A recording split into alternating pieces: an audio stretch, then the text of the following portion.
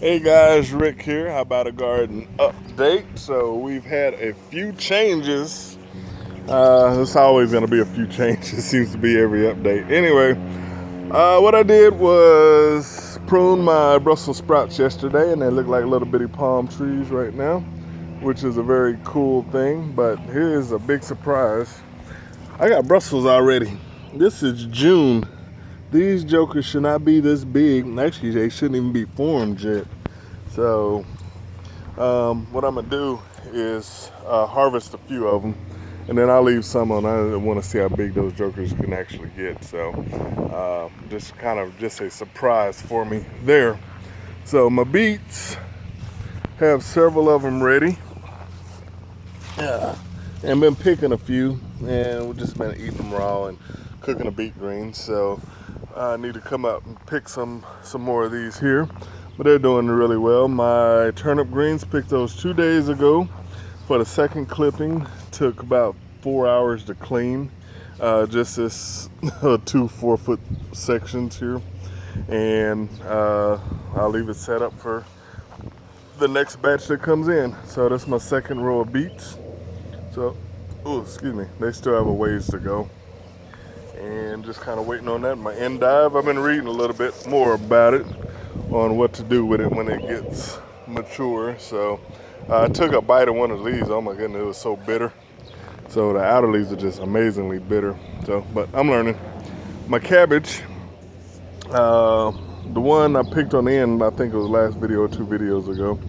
I said I was gonna make sauerkraut of. I didn't. My wife ended up cooking it, and it was delicious. So we just went that route there. But heads are getting really a decent size, very firm. So I'll end up making some sauerkraut out of some of these here.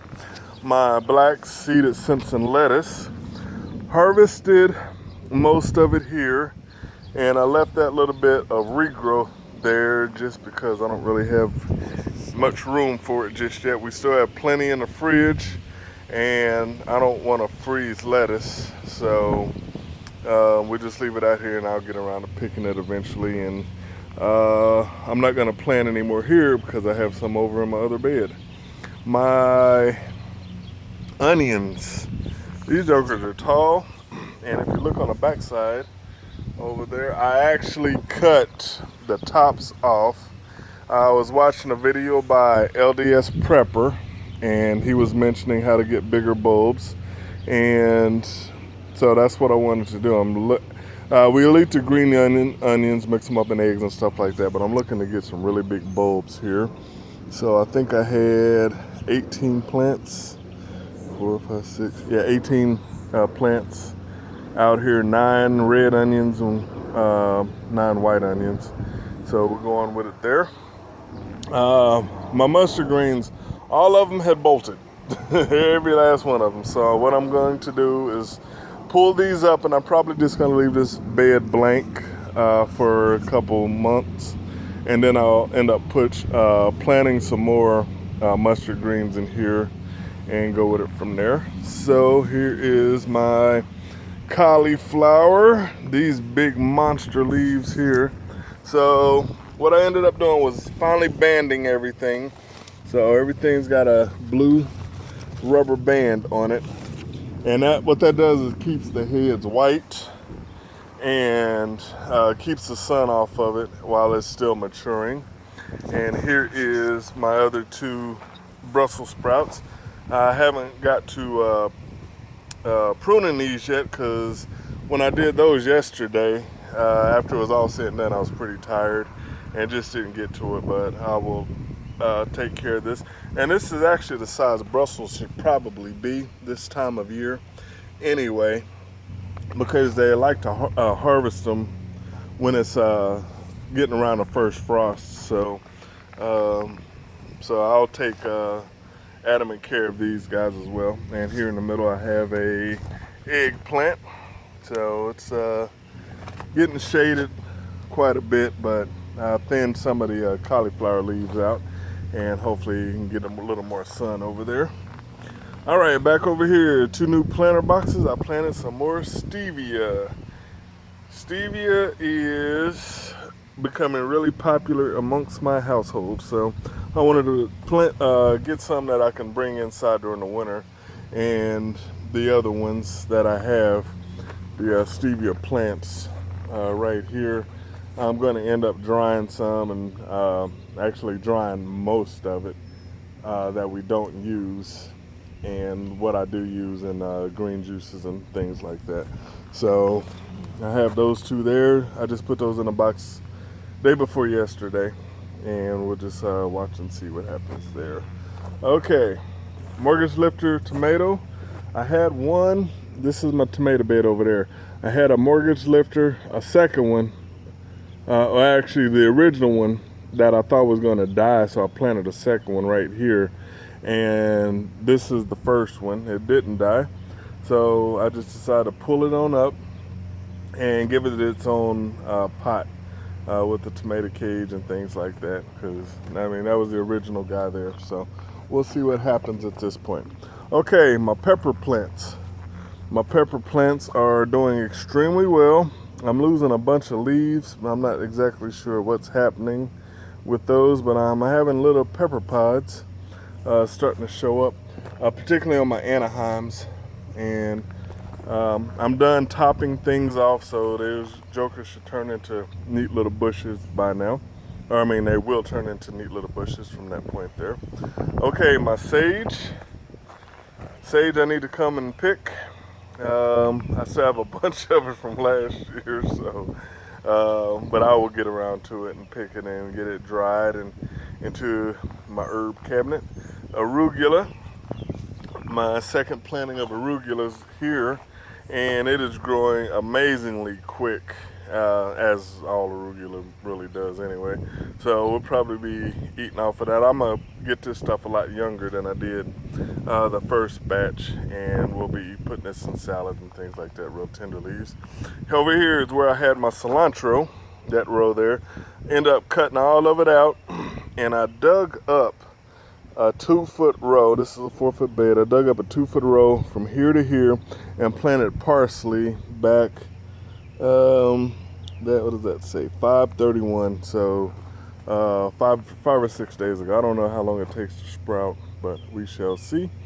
So parsley, and then the cilantro I don't expect to come back this year, but will next year. That's if I don't dig that up, which I may as well. My corn is starting to get really big as well.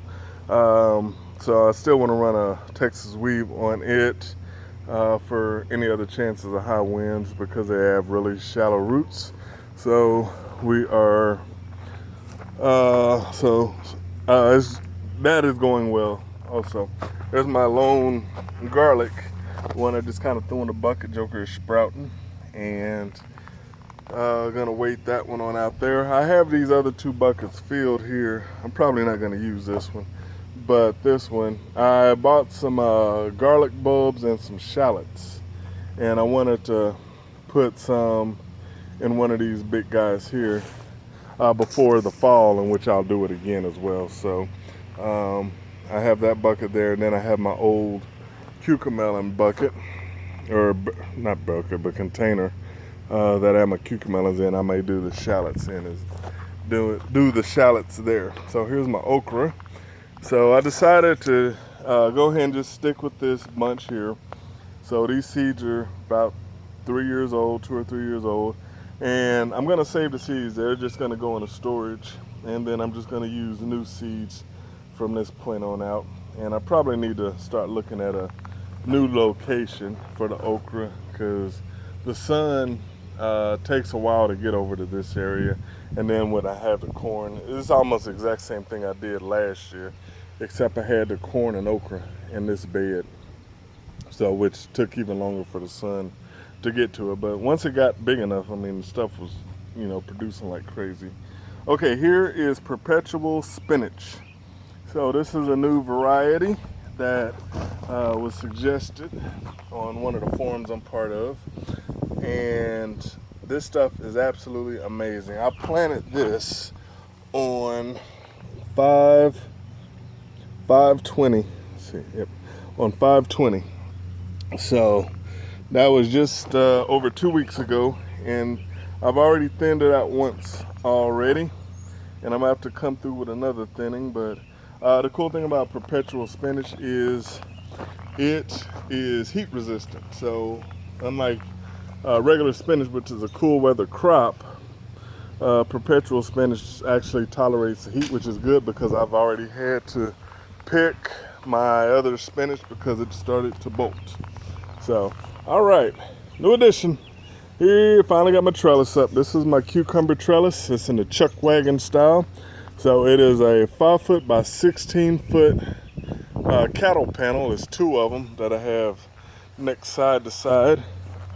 So that's what it looks like from that view.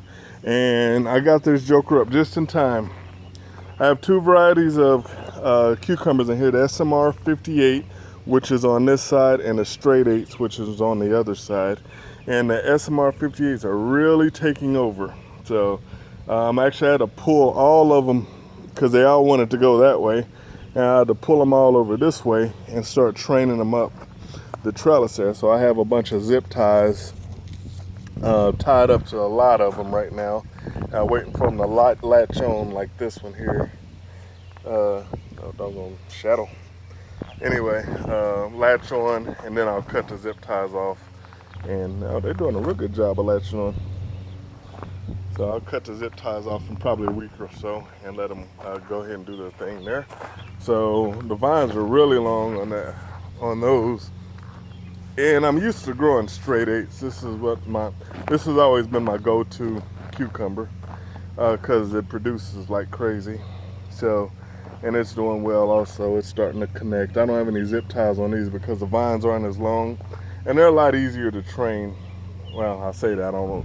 These may be easy to train, I don't know, but I just have the vines on them, or the zip ties on them because they were so long. My zucchini is getting ridiculously huge. This thing, I think I planted a little too close. I thought I left enough space between that and the cucumbers, but evidently not. And even this plant, I had a 2 foot space between them, and this plant is really dominating this one. But I mean, they're both getting really big. And then my straight neck squash, I got little bitty squash on there, but the plants are really small, so I don't know what that means just yet. When I think of summer squash, I think of the big, long, yellow things, and so we'll see. I might have put these in a little late as well. My elevator boxes have absolutely nothing in them, so I have some herbs. I believe I'm going to be moving to them, and I will put that in another video. My tomato box and my bush beans. Let me see here. These are bush beans. They are doing really good. I'm thinking we're gonna start getting some pods here pretty soon. So we shall see on that one. And then my black seeded Simpson lettuce. This is the overkill. This is one I wish I wouldn't have planted now because we have so much of it. I don't really know what I'm going to do with this. I can't freeze lettuce, or maybe I can, I don't know.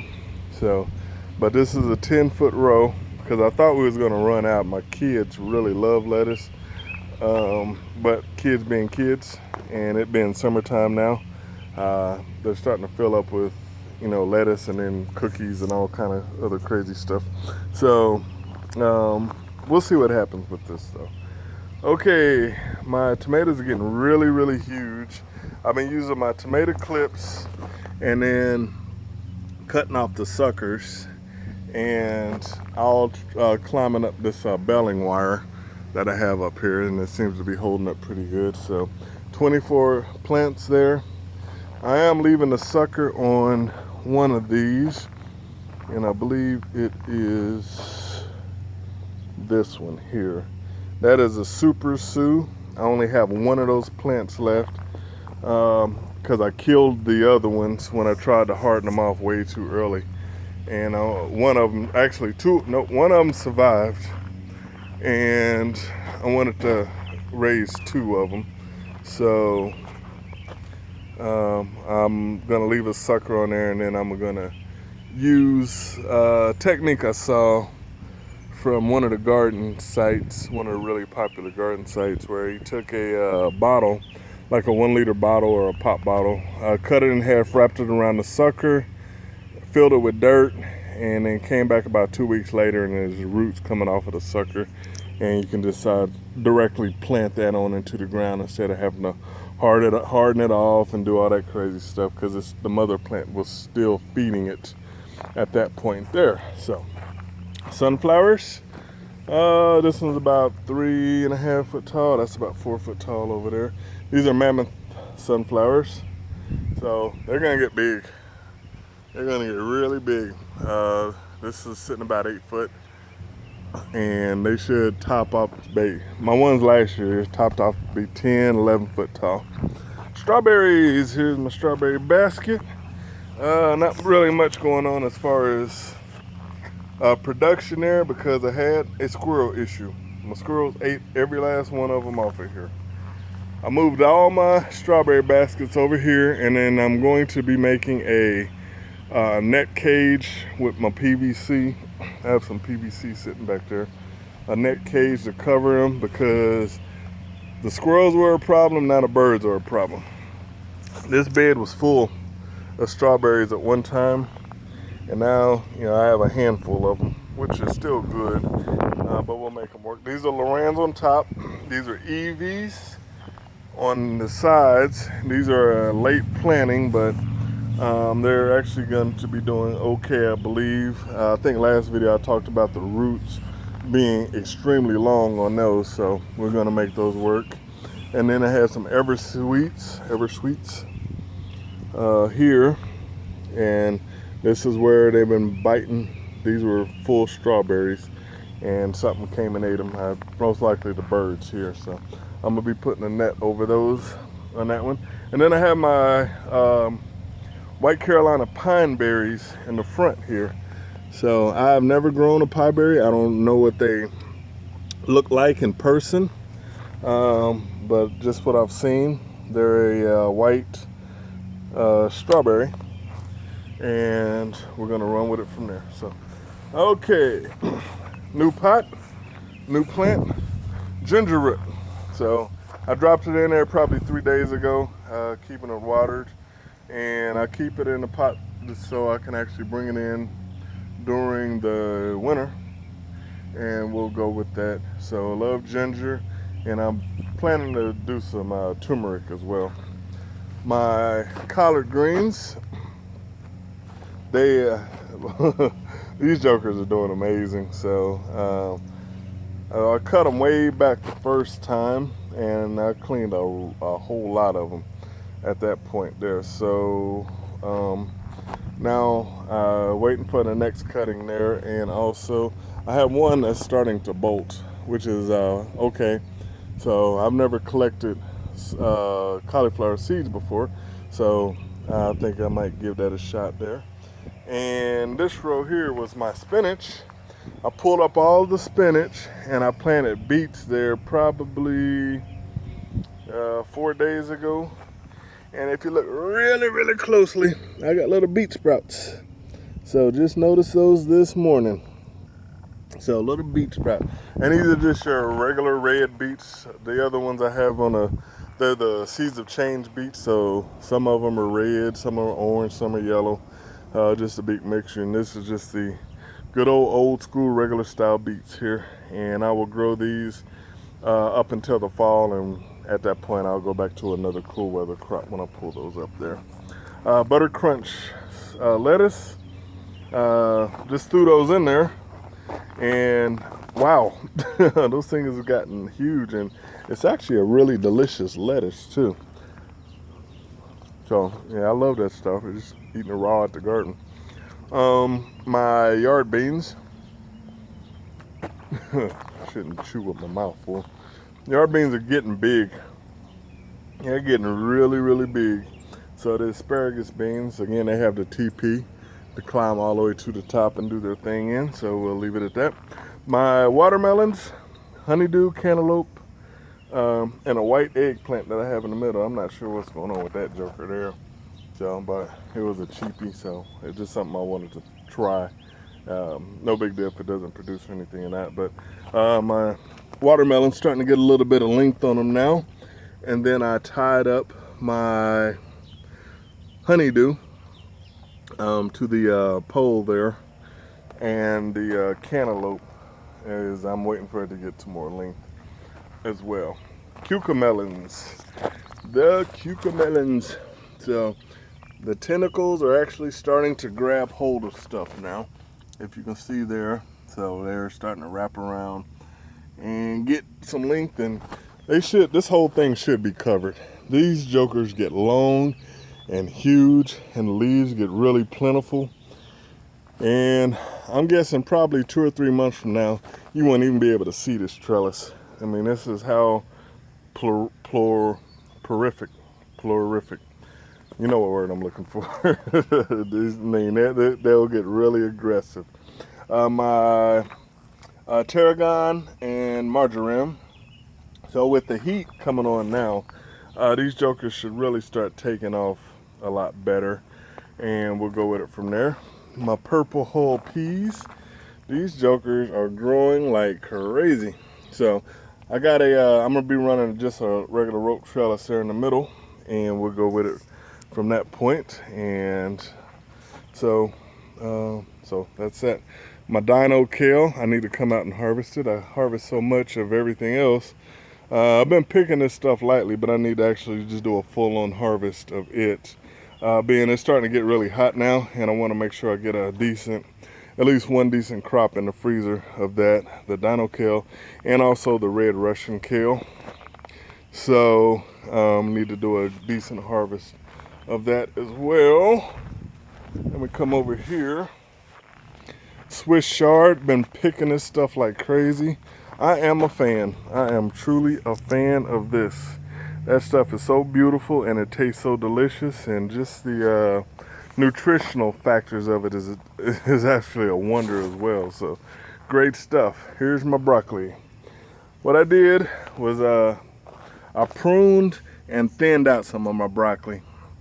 The stuff was growing really close together, and it was starting to take some of I think it was starting to compete against each other. So I had a bunch of long skinny stalks, and I cut those out, and I kept the really healthy ones at a decent spacing. And look what I found the other day. I got broccoli heads. So some really cool broccoli heads. There's one there, got one there, got a couple here. So got some broccoli just it's starting to happen right now, so that's a good thing. So I don't know if the pruning's I've never pruned broccoli like this. I mean, this was an aggressive pruning, and I'll cut the leaves and cook those jokers on up, but we'll see how these heads continue to form, and then with the side shoots and stuff like that. And let's see here, my potatoes. These jokers have gotten so huge, I really want to take a peek and dig in and see what kind of potatoes is in here, but the leaves are looking really good, and I don't want to disturb anything, so I'm gonna be nice and wait for Christmas, if you will. Just the analogy. So as soon as the leaves start dying off, I'll go ahead and empty the buckets and go with it from there. So white bucket is Yukon Gold, and then the 5 orange buckets are blue seed potatoes. So definitely looking forward to those there. And let's come over here to the apple tree. Apple tree is bow. These jokers are getting really nice, really just a beautiful apple, and the joker is full. When I pruned the tree back over the winter, it was an aggressive pruning. I mean, I've had to cut all this stuff back here, and I got some new growth coming in there. But I had branches literally hanging on the ground before the apples came onto the scene, and it's been like that for a couple years. So I pruned it way back, and I think that's really helped this tree out quite a bit, because they've gotten so big really quick, much bigger than they have in the previous years. So pretty proud of that. So now I want to take you to a part of the garden or my yard that I haven't showed you before on video. So I've talked about the different herbs and things that I grow for tea, but I wanted to show you kind of what was going on here. So this is my mint garden, if you will. It started off as 3 mint plants. 3 years later, this is what I got. You talk about an invasive species. I have had a chocolate mint. Everything started on this side, by the way. Had a chocolate mint, a spearmint, and a peppermint. And that's what has happened from that point there. So I need to come out. I haven't been harvesting enough of it like I need to. So I need to come on out and take care of that. But with so much stuff going on in the main garden, so at this point I'm just trying to keep it contained inside of this bed. Beautiful. I mean, it looks absolutely great. And when I'm weed eating around the bed, I'll weed eat some of the stuff that smells actually amazing. So pretty proud of that. And I planted these this year. That's lemon balm, and it's in somewhat of a bed, but we'll see how that all goes there. Lemon balm, and then I have catnip here, and then I have a little bit of bee balm in the front. So this is what I make my tea out of. My mint, lemon balm, catnip, and then I'll go and get some stevia as well. And this is an area I haven't done much of anything with just yet, but I have some plans for it, and I'll be putting that in another video. Here's a bed I built last year, and I finally put something in it this year. So on the back side is some flowers. I am no flower expert, so I don't know what they are, other than the one in the corner, which is an elephant ear. And here, see, this is just where I kind of put some extra plants. I got a pumpkin, I got a really small watermelon, and I got a bunch of extra peppers that I ran out of room in my main garden, so I put them all up here. These are banana pepper. Oh, look at this. Got little peppers coming on there already. I didn't top these at all, so they should actually produce peppers a lot sooner than the ones I have in the main garden. And they won't produce as many, but they'll produce them sooner, which is okay, because this is just kind of a when I remember to water type of areas here. Lavender is doing exceptionally well. This was a really small plant when I put this joker in. And then I have a little Spanish lavender here. I'll figure out what to do with it. This is a rogue onion. And this little rogue onion, I just threw it down here, put it in the ground, and haven't done anything, haven't watered it, when I water the peppers on occasion, I don't pay much attention to it, so I'll come and throw a little water on that. But this one actually has a really decent bulb on it. And here is a Brussels sprout that I had in a container in some previous videos. I moved it on out the container because it was getting root bound, and I'll put it here. So we'll see what happens with that one. It's probably going to get pretty big. And I put this in day before yesterday. That is called a pineapple sage. Never heard of it. Rubbed my fingers together and smelled it and absolutely loved it. So I'm going to figure out something to do with it. And here's some herbs that I need to finally get into the garden. They started out indoors. They've been hardening off forever. But this here is mugwort, yellow yarrow, toothache plant, and lemon catnip. So I'm gonna get that stuff. That's what I wanted to use some of those elevator beds for in the back. And then I'll figure out, I kind of like having the side of the house here just for herbs, and because this can get somewhat invasive and I can keep it contained here. So we'll see what happens. But all right, guys, I know the video got really long, and my apologies for that, but wanted to give a full update. So all right, thanks for watching. I will see you next video. You guys have a good one. All right, bye.